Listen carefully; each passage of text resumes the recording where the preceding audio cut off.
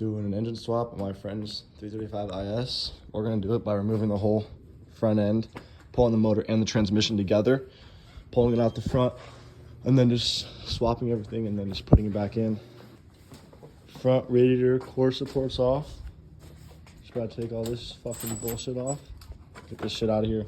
All right, we got the intercooler off, radiator, AC compressor or condenser, and then the power steering cooler. That's what the car's looking like right now. Let's just unbolt all this dumb shit. We're gonna take the whole wiring harness out with the engine, so I'm gonna take all this out and just leave the body harness in the car. And I'll take a video once that's all done. Got the whole wiring out, left the body harness in. This just I pulled out from the DME pins. You just pull this clip out, just pull it really hard, it pops right out. You just slide this out, and then all these are just 2 tabs on each, they unclip, and they're all color coded so you know which goes where. Black, red, white, blue. We got the new engine on a stand. We're currently doing a valve cover gasket, oil pan gasket, front and rear main seals. And now we're just gonna start swapping all the accessories over because we bought this motor bare, which means no accessories like oil filter housing, alternator, AC compressor, turbos, high pressure fuel pump, starter. Everything that basically is on the old motor, we're gonna have to swap over to the new motor.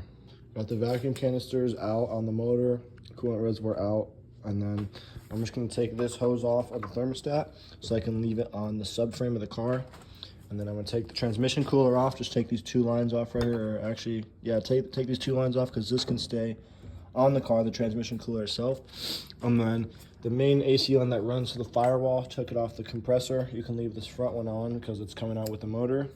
And then all the wiring is off like before, so just getting ready to unconnect the fuel line right here, pop that off, and then just making sure everything's clear. Unbolted the motor mounts on the bottom, and then we unbolted the shifter linkage on the transmission, and that's it. We're leaving the wiring harness in with the transmission because we're pulling out the wiring harness with the engine, and we're just gonna pull it out. I'm also gonna pull this line off the power steering pump so we can get that out and leave that line in the car.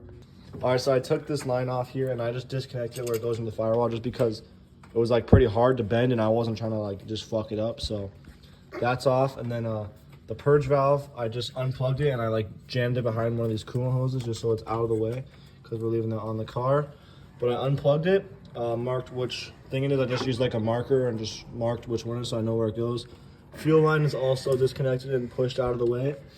And then we just unplugged this fucking ground wire right down there. And then all 4 of the transmission bracket mounting bolts of the chassis are out. And yeah, we're about to yank her out. Transmission lines are off, the cooler lines at least. We're leaving the actual lines on the transmission, on the motor, because we're pulling them out both together. We're just putting the leveler on now so we can level it. Honestly, putting one right by the starter and then another on the tow hook. We're gonna try to level it out as much as we can and just pull it out the front. Just like that with all this connected still.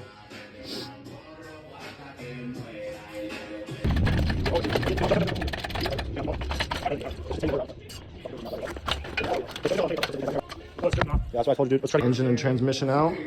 Leveled it out with the leveler, made it way easier. We still kind of messed up the trans tunnel. Everything else is good. Hoses are all good. The passenger or the driver's side motor mount bracket, let me find it right here. You have to take this off because it's 4 E18 bolts. As it hits the steering column right here, it will just pin against this, so you take that off and the motor will evenly come out. Left the exhaust on.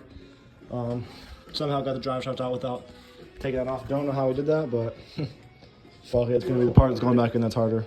We got the transmission unbolted with the lines. Hopefully not hoping to lose any transmission fluid. This is still full of fluid. We don't want to flush it because 200,000 mile DCT, and I've heard that once you put new fluid in it, it starts to slip and just all this wrong shit. So leaving that as is. Old motor, we're taking off all the wiring harnesses, everything we're gonna swap over. Water pump, thermostat, hoses, all the accessories obviously. High pressure fuel pump on. Old motor, we got almost all the accessories off of it. We're just gonna do the wiring harness next. We got new oil filter housing on, new valve cover gasket, oil pan gasket, pulleys, we got the power steering pump swapped over, crank seal guards on, boost solenoids are on. Injectors got serviced, resealed, new seals, decouplers, all that. Those are installed. Coil pack, spark plugs. Waiting on the turbo install kit to put the turbos back on. Got everything else off and cleaned up, all shiny. And yeah, just waiting for this new shit to come. All right, we got everything on the new motor. We just put the inlets on. We got the turbos on. Flywheels bolted on. Whole wiring harness is on. Everything's wired up. Full turbo install kit's all new. Water pump, thermostat back on. We're about to bolt the trans back up and then drop this hoe back in. We got the transmission bolted up. It was kind of tricky to do it. We had 2 people lift it up and then 1 person bolt it. Kind of tricky, but it's back in. Wiring harness is in. We're about to put the rear inlet on and then we're gonna drop the motor back in. Motor's about to go back in. We just cleaned the subframe up. Made it look shiny. Not really the best, but fuck it. 2 bottles of brake clean. Gotta drop this hoe back in. All right, so we got the motor basically all the way in. We're just lining up the motor mount on the passenger side, and then we're about to bolt this bracket back on for the driver's side out of the way of the steering column, so now we can bolt it on. And then we're gonna put the motor mounts, drop them in, and then bolt the back of the trans up, and then put the motor mount bolts in the front. The new engine is in. We got the motor mounts bolted up, this bracket bolted up. Everything's tight. All 4 motor mount bolts are tight. All 4 trans bolts are tight. We're just putting the shifter linkage back on, drive shaft back on, bolting the drive shaft to the guibo. About to start doing this wiring back again, and then put the intake manifold on, starter back on. Basically just what's left. We got the intercooler, radiator, AC condenser back on. All the lines on, starters on, the right intercooler piping's on. We just gotta get this left one on. Everything else is fully on. We got the oil cooler lines on. Wiring's all done. We're just gonna put the fan in and then the front end, and then we're done. We got basically everything on. All the hoses are on, all the clips, intercoolers on, everything. This little hose right here that goes to the water pipe for the turbos, the fitting is leaking on the bottom. So we're gonna try replacing this fitting. Fortunately, we have an extra one, so we're just gonna swap that over. The hose should be good. It looks like just the fitting is cracked. And then we're trying to install the downpipes right now, but of course, these N54 downpipes are always a bitch to do. So what I do is just drop the subframe, make it easier. So we just drop the subframe maybe 2 inches. You can get both your hands in there, and you can put the V-band clamps on very easily. Just saves a lot of time for me. It took us probably 20 minutes to drop the subframe and put the downpipes in. So it makes it way easier, saves a lot of time. And then we're about to start it up after we bleed the coolant. We added oil, and we're gonna add power steering fluid, and then we're done. Bumper on the front cord support, intakes, charge pipe, intake manifold. We're putting fluids in. Basically everything is on besides the fan. We're just gonna leave the fan on to make sure nothing's leaking.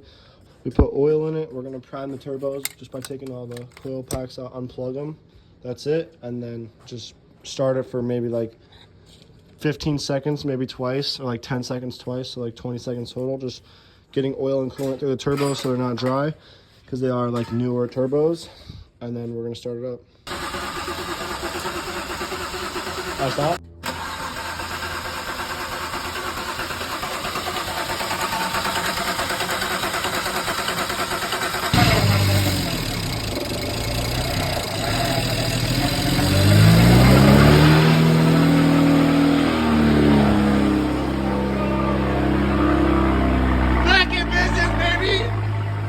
Got the car running, it's kind of idling here. We got this code.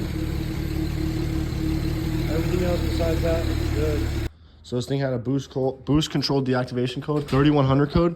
The Vanos solenoid plugs were swapped, so we put the exhaust one on the intake side and the intake one on the exhaust side. Things rips.